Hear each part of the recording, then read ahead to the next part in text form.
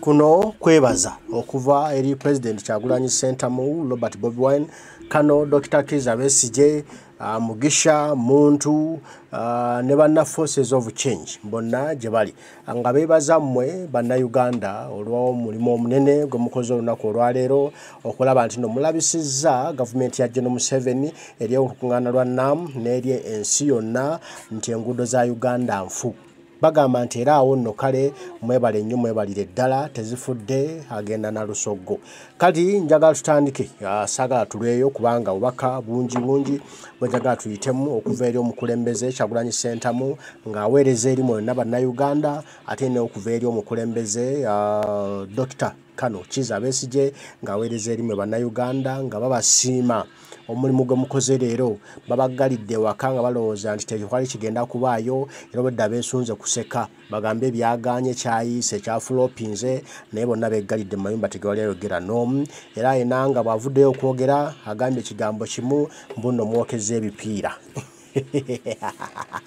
ebipiira biri luddawa nze naawe kale kansooke nkuwe obubaka bw'omukulembeze Kyagulanyi Ssentamu Robert Bobi Wine bwawadde eri Bannayuganda nga beebaza ng'abasiima olw'omulimu omunene gwe mukoze mwenna gye muli baganda bange. President atandise n'okuwandiika ng'awandiika ebigambo ebinyuvu ebigambo ebinyuma okulaba ebigambo ebinyuma okuwulira era ng'abyolekeza n'obubaka obunene agambye nti thank you everyone who has hindered our call and protested against the criminal regime's luxurious lifestyle while citizens suffer with terrible loads. Fix our loads, free all political prisoners in Uganda, United Forces of Change. Bibigambo President yawandiise nti neebaza buli kinoomu wenna gy'oli yawulidde omulanga gwaffe n'oyitaba mu kwekalakaasa kuno nga tulwanyisa gavumenti emmenyi y'amateeka eya Museveni endiibuuzi abatambulira mu bulamu obw'okudiibuuda obw'okweragaalaga naye ate nga bannansi abawi b'omusolo batambulira ku nguudo ezisingira ddala okuba embi. N'agamba nti tutereeze enguudo zaffe tute abasibe bonna ab'ebyobufuzi era nti okukwatira awamu ge maanyi. Ebigambo President Kyagulanyi Ssentamu Robert Bobi Wine byawandiise nga yeebaza Bannayuganda era bamaze okubiwandiika n'ateekayo akatambi kano nsaba tukalabe akatambi katuwadde President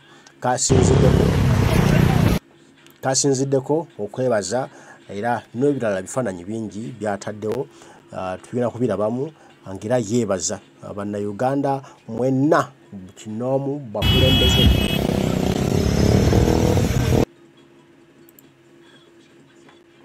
bakulembeze buli omu gy'osinzidde okukola kino ekikoleddwa olunaku olwaleero. Kale katulabe akatambi kano ate tufune ebigambo by'omukulembeze eby'okwebaza.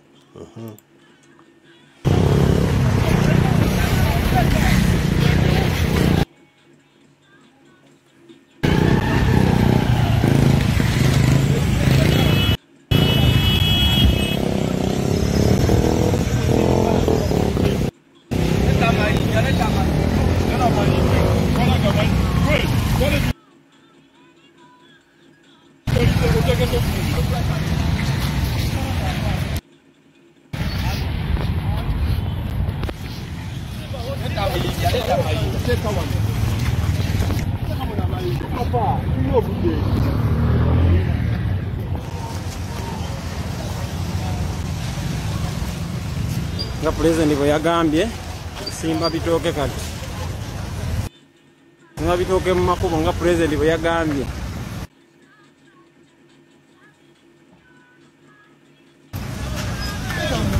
nga President bwe yagambye okusimba bitooke mu makubo kyoba omanya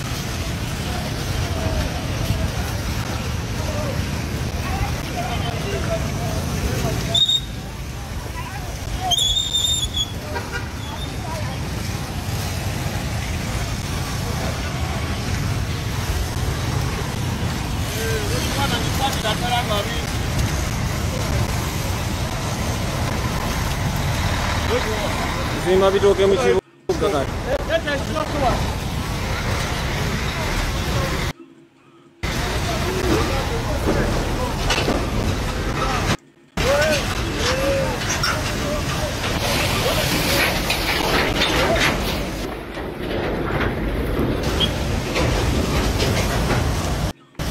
Muyimirize.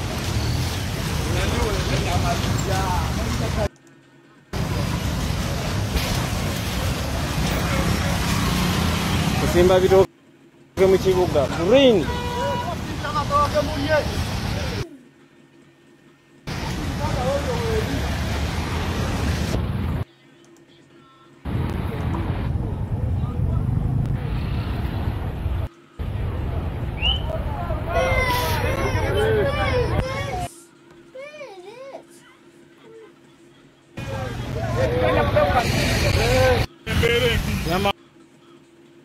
Bakole ngudo bataba sibe tuko embere mbi. Tuenjayo.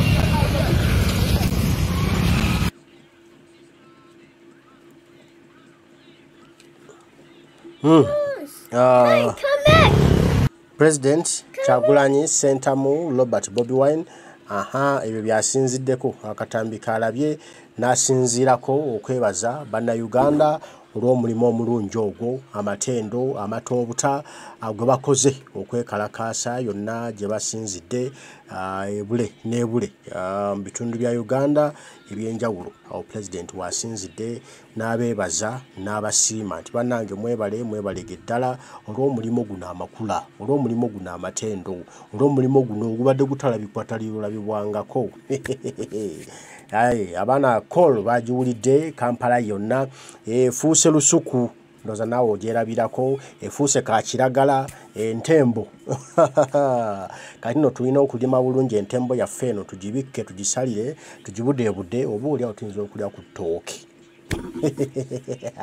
Kali bino byasinziddeko omukulembeze okusiima kubanga badde balinze okwogera bangi bawoza simanyi okwekalakasa kw'okusimba ebitooke tekujjumbiddwa bangi mbuliddeyo bagenda baddongwa boogera ebitakwataganye kubanga bo kye babagamye nti mugambe tekujjumbiddwa to demoralize people. Naye omukisa omulungi nti oli ne bwayogera omanyi okulaba action speaks louder than word. Kati abantu ennaku zino tuli ku mutimbagano ogenda okwogera akatembawo abantu bedde balabye dda nti ekintu kijjumbiddwa kuba tebagamba nti n'ekibuga kyonna emirimu giyimire, tebagamba ko n'ekibuga emirimu giyimire tusimbe ebitooke.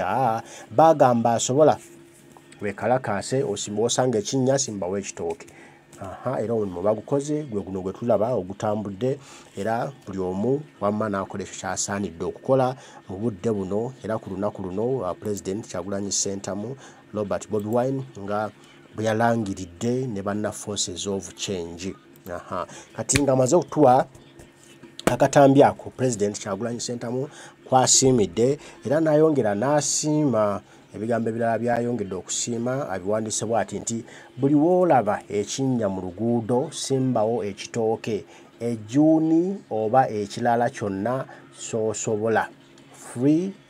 Fix our lords, free all political prisoners, Uganda, United Forces of Change. Obubaka bazzemu okutuwa President Kyagulanyi era n'atuwa ebifaananyi bino okuli n'eky'omubaka Shamim Malende n'ababaka abalala n'abakulembeze abalala ne Bannayuganda abalala abenyigidde mu lunaku olwaleero okusimba ebitooke okutambuza ensonga zino okumanyika ensi okusitula awareness. Kuba kino tekyakoleddwa nti batutta muntu kyakoleddwa to awaken those people.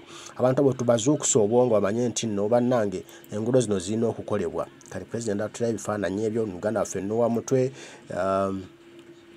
omukyala Nabatanzi webuyikwe Hajati waffe omulungi President n'ayongera n'atuteerayo ebifaananyi ebyenjawulo ku bibaddewo olunaku olwaleero ku byonna nga olunaku bwe lutambudde ebibadde bitambula ebibadde birabwako.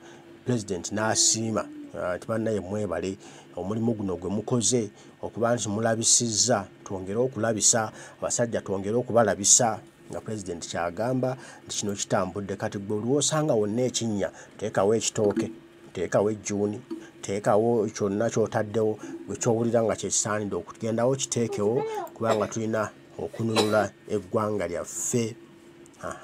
Kati nno ebyo bwabimaze okubikola bw'atyo President Kyagulanyi ng'amaze okusiima Banayuganda ne Dr.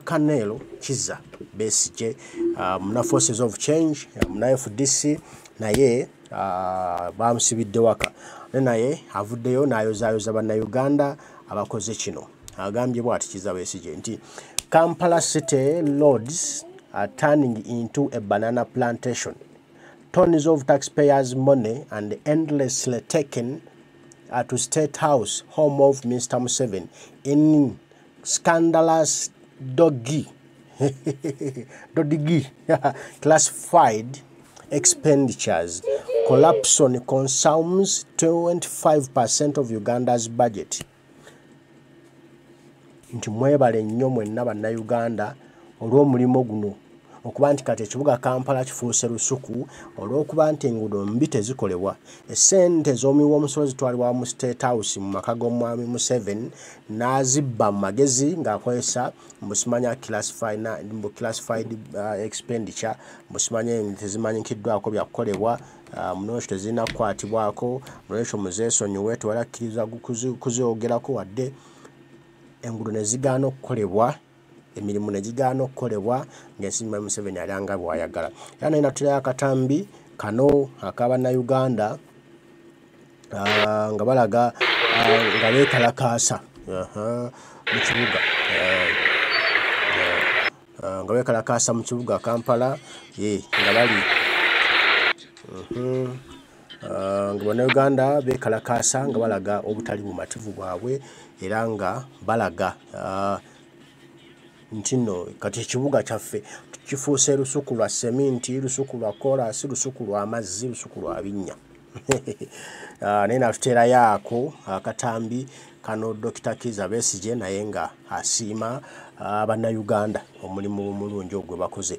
Kale kweko okusiima kw'abakulu, okusiima kwa President, okusiima kwa Forces of Change kubaweereza eri mwe baganda baffe mwenna Bannayuganda abeetabye mu nsonga eno. Nange ne ngamba nti obubaka bw'abakulu kambutuuse bantumye timbutuuse nange ne ngamba nja kubutuusa. Kiba kibe nenfuba nembugattagatta bwe ntyo nembubatuusaako eyo gye muli. Kati nawe tambuza buli omu okamulage omugambe nti abakulu basiimye tuba nti ate naye n'enkya tubiddemu paka ng'enguudo zikoleddwa era President agambye buli lwaba tebannazikola buli lwakuna lujja kuba lwakubiddamu n'ekisoboka n'okukolebwa buli lunaku bw'ofunawo akadde gwe w'okisanze ng'osimba naye olwokuna lwandibadde lwa kompaluzale nga tulina okubikola bw'atyo President bw'agambye.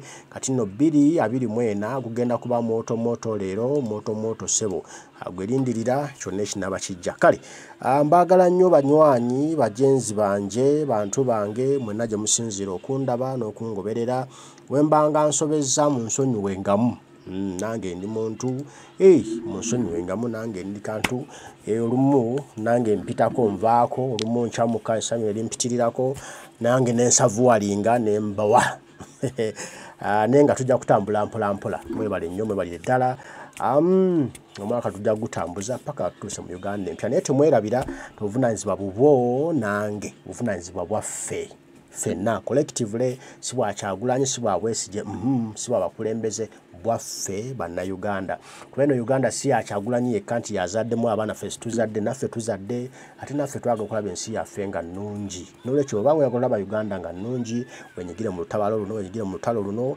tusobole okuginunula tusobole okugiddaabulula tusobole okugisitula esobole okubeera ku mutindo nga mawanga ge twegomba. Mbaagala nnyo mwenna abaliko mwebale kubaako Omukama Katonda asaba bankuumire bataayi mweraba.